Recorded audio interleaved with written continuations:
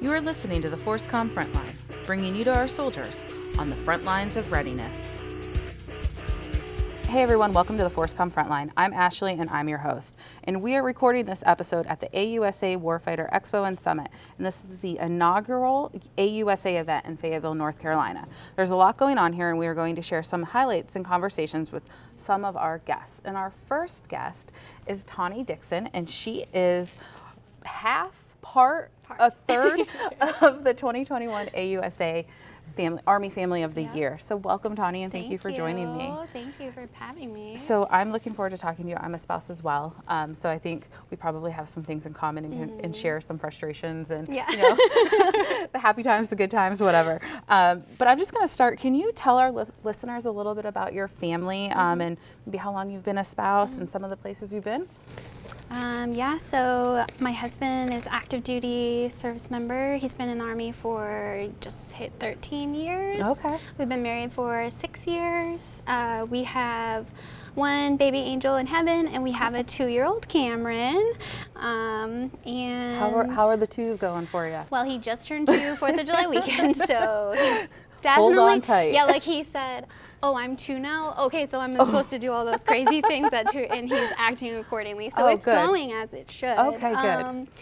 Especially because Dad's deployed, so you know there's like yeah. a lot of the extra 2 attitude that we're dealing with, but that's okay.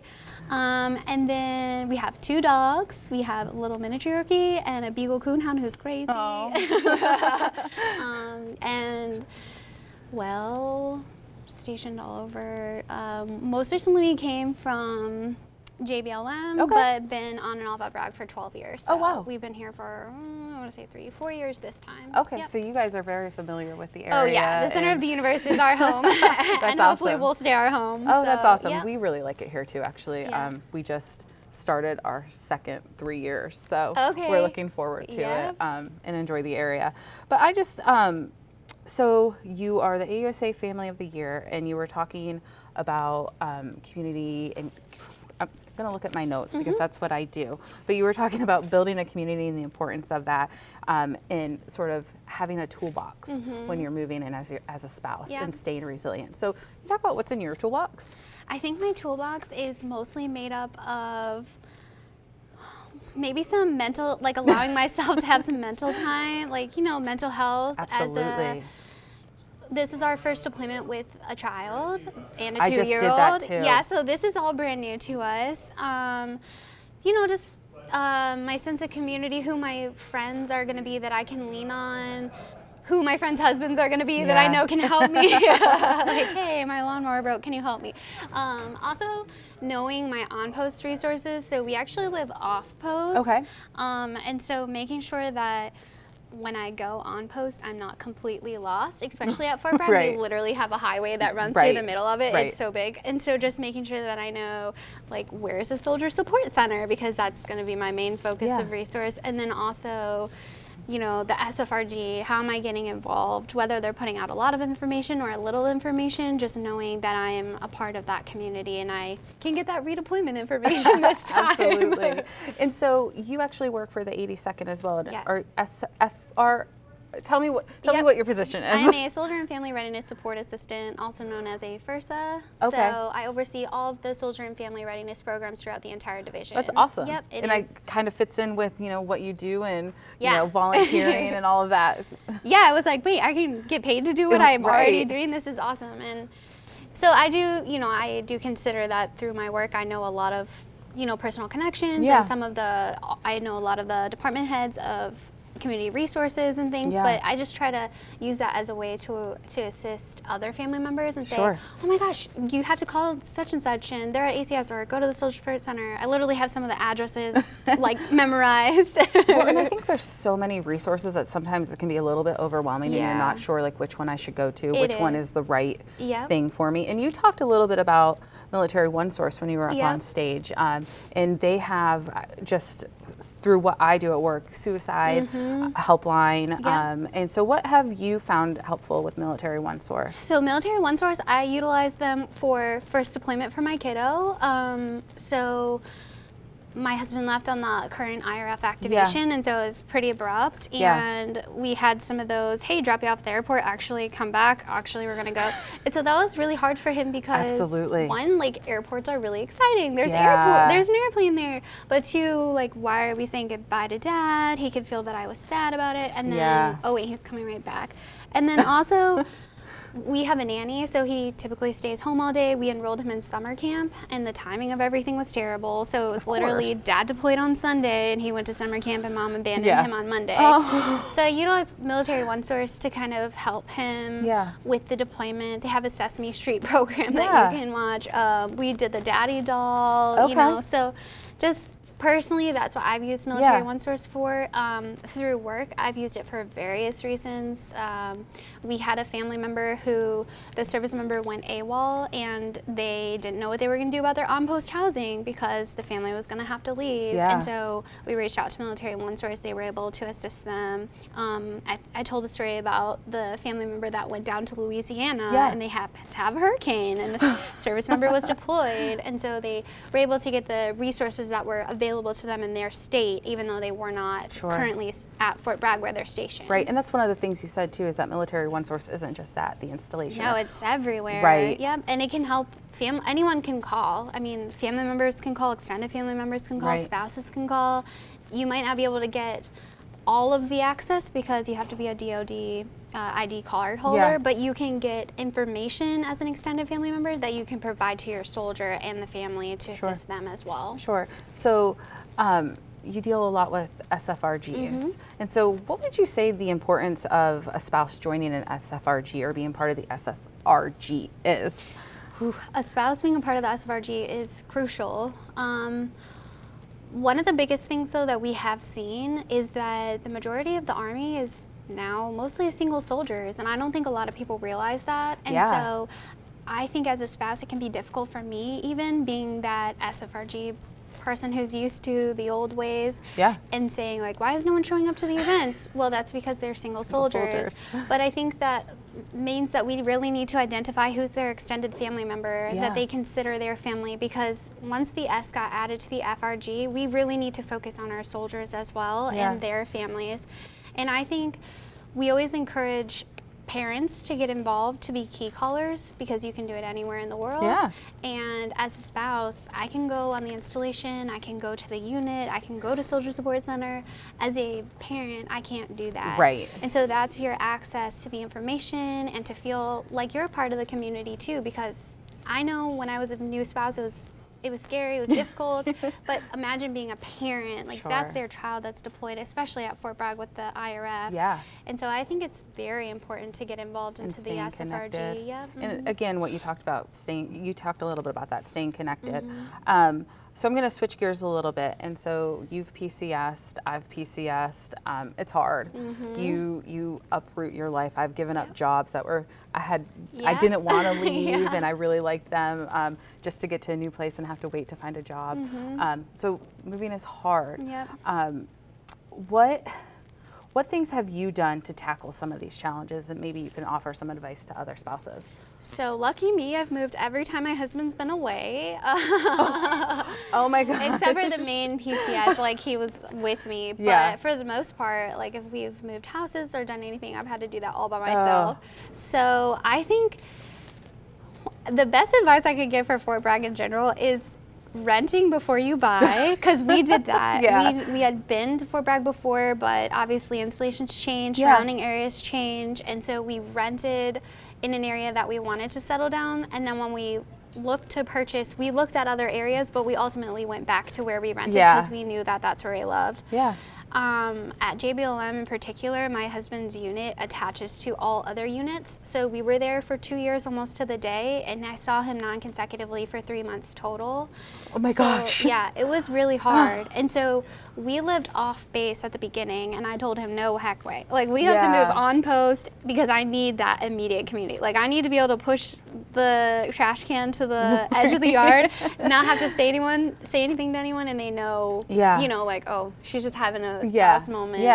And so, so I moved on post, and for our situation at JBLM, that was the best thing that I could have done. You were saying something that made me, I think having a community and feeling okay in that community and feeling like if I need something, I have somebody to call, whether that's on post or off post. Like my husband just got back from a 9-month deployment. Thankfully, my family lives nearby, and I have a great neighborhood that I live in. But it's also really hard to ask for help sometimes. It's really hard. And especially for me. I'm like, I can change the battery in the 9-foot smoke detector. Right. Why can't I? Oh, girl. So during the pandemic, okay, so Justin got activated on the IRF. Then we went into a pandemic, so we were in quarantine, and like nothing was even open. I couldn't even go get food if I wanted to, like hang out with my friends. I was also pregnant, so I had to set up an entire nursery by myself. We had just moved into our house. I had to unpack our house, and that, oh my gosh.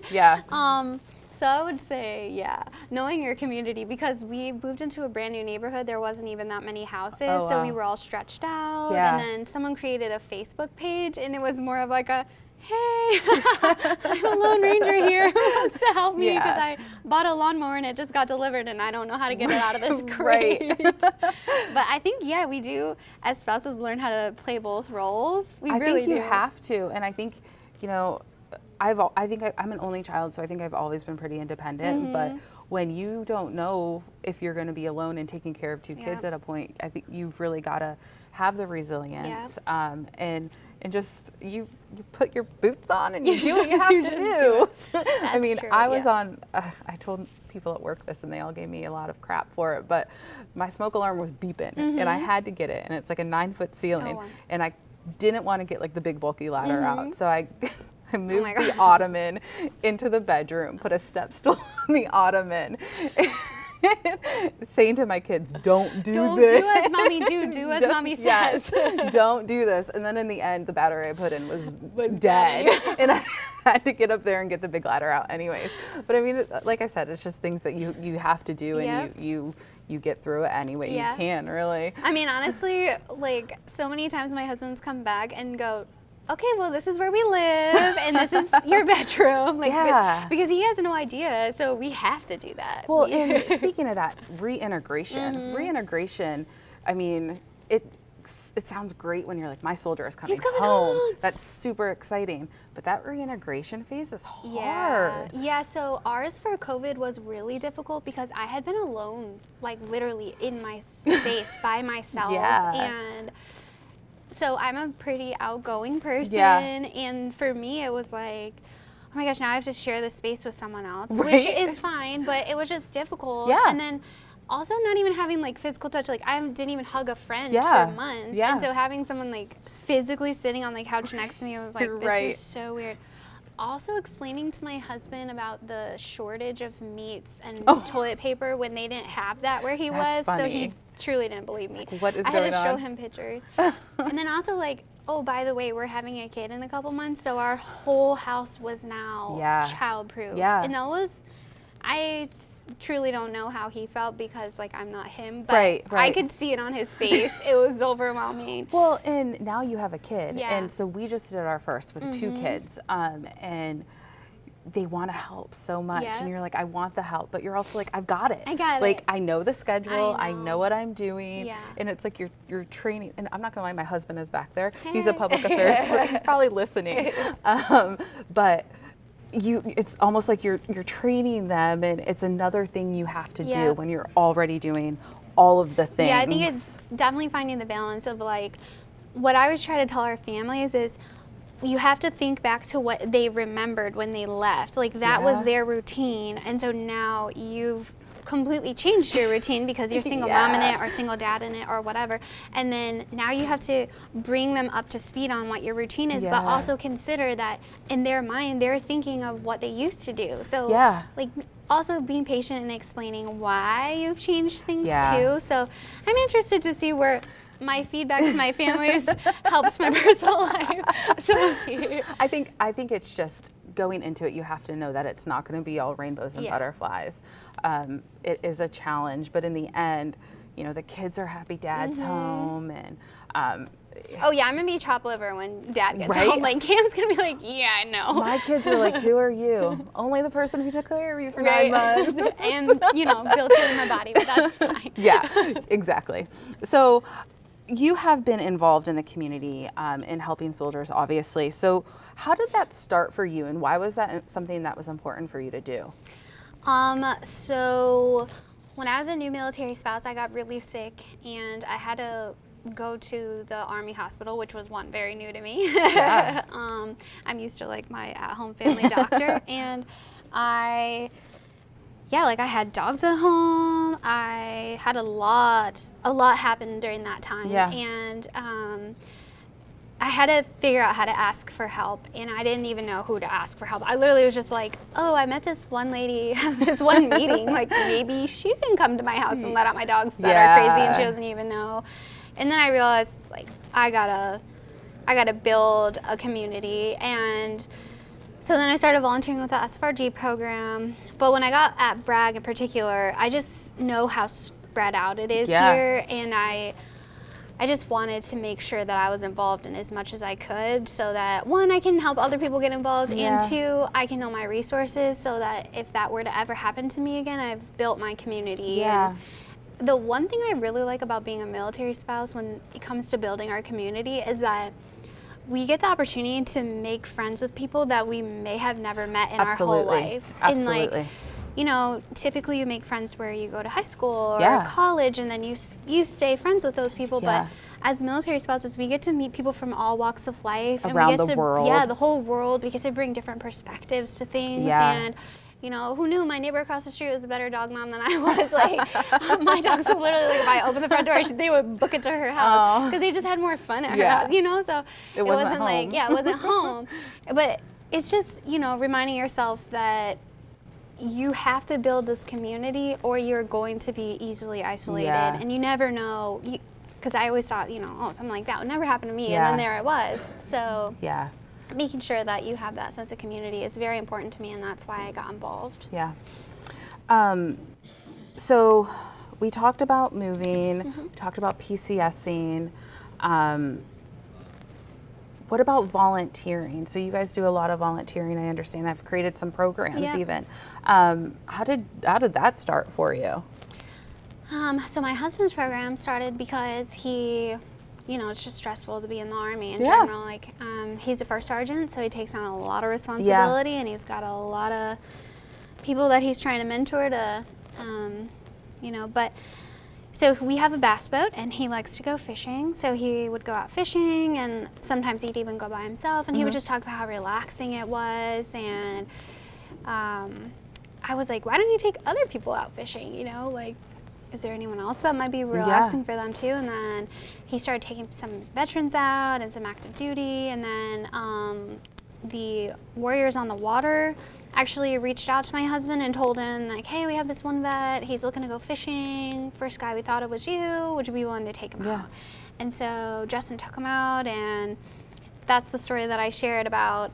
He didn't really say much the whole trip, and then Justin's calling me like, I don't even know if that guy had a good time. And then that evening he's calling and thanking me for letting him borrow my husband for like 8 hours, and then just watching his story of he has really bad PTSD and he struggles with it, and he has to have a little dog with him all the time. He has his companion dog, and then to watch him now be traveling with the pros and be a co-angler, and you know, just to hear his stories, and he's so excited and he's so grateful. He's always texting Justin like, thank you so much. And then the Wounded Warrior Project reached out and said that they'd be willing to pay for the gas for the veterans, and then North Carolina Bass Pro and Cabela's, they gave us 50 fishing poles and tackle boxes completely filled with tackle.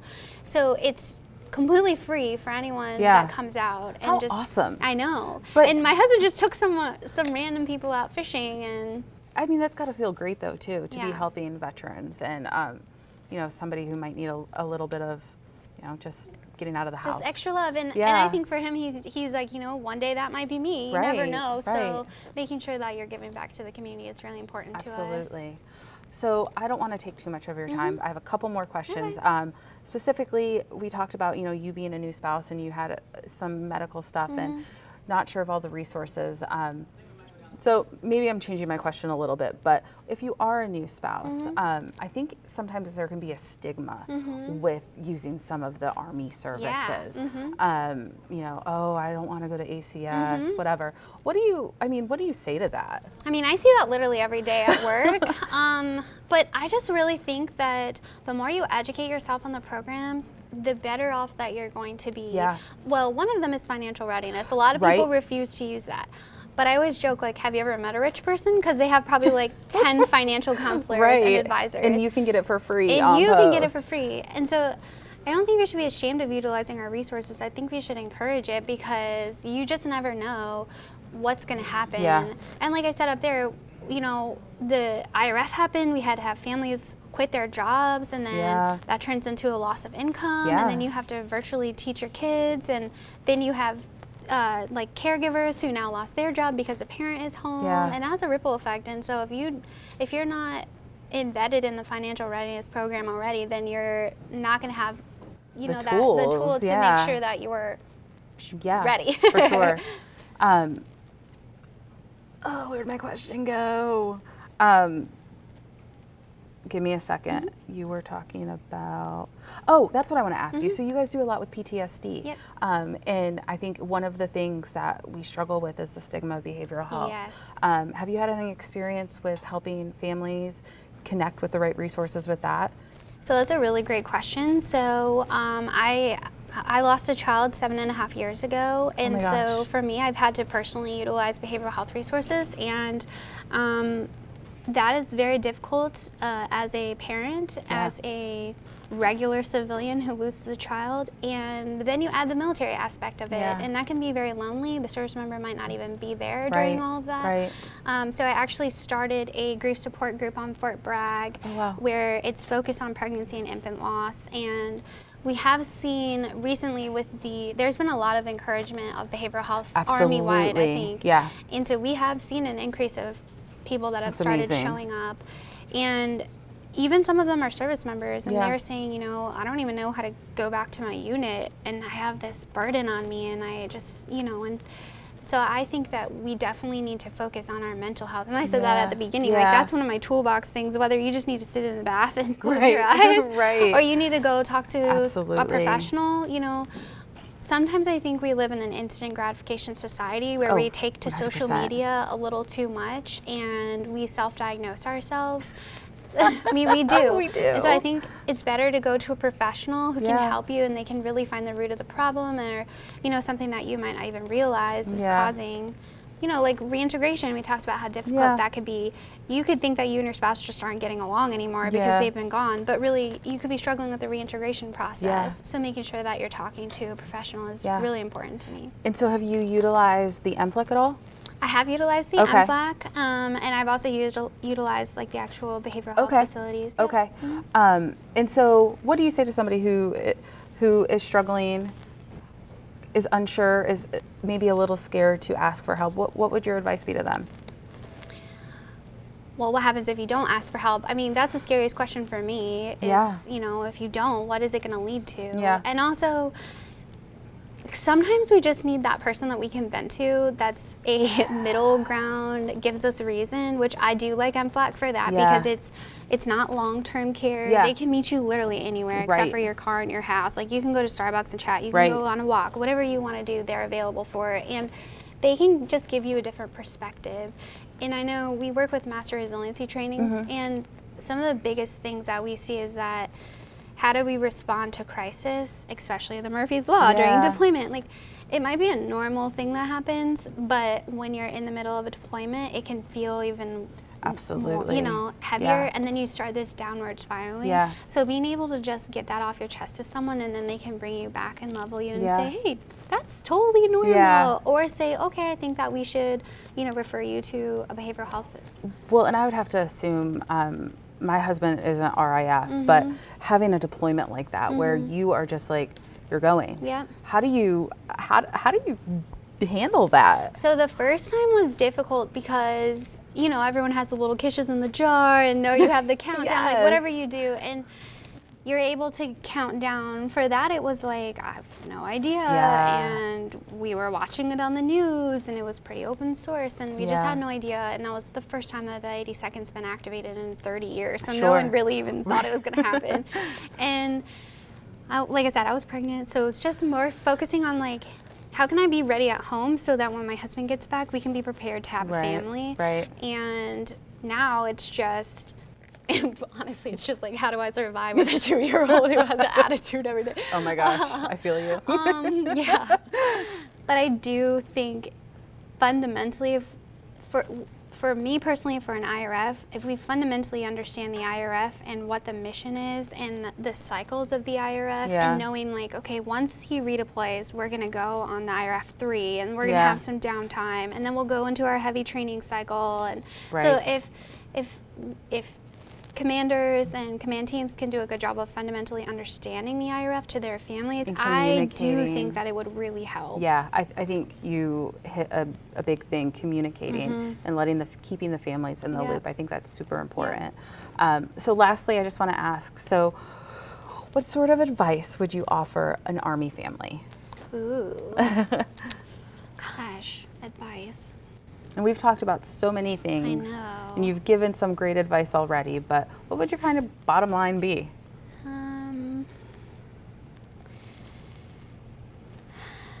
I would say I came from a family where I was raised to do everything myself and to be independent, but it's okay to ask for help, whether it be behavioral help or, hey, can you mow the lawn for me? Or, because you're gonna drain yourself if you don't ask for help. And so I think that it would just be really find your community and know who you can lean on and be available for other families to lean on you. I think that's great.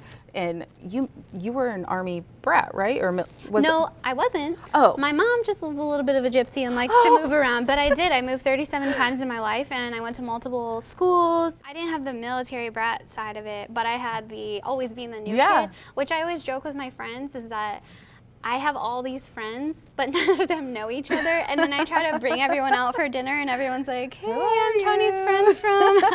They're all used to it at this point. But yeah, I'm really good at making sure that everyone always is involved. I'm like, the more the merrier. Just bring your kids, bring your family. I don't care. Bring everybody. Awesome. So that's awesome. Well, I appreciate you taking your time to do this. This was fun, and I enjoy talking to other spouses who feel my pain. Who go through the same things as I do. But again, thank you for taking the time to do this. I really appreciate it. Yeah, thank you so much for having me. Absolutely.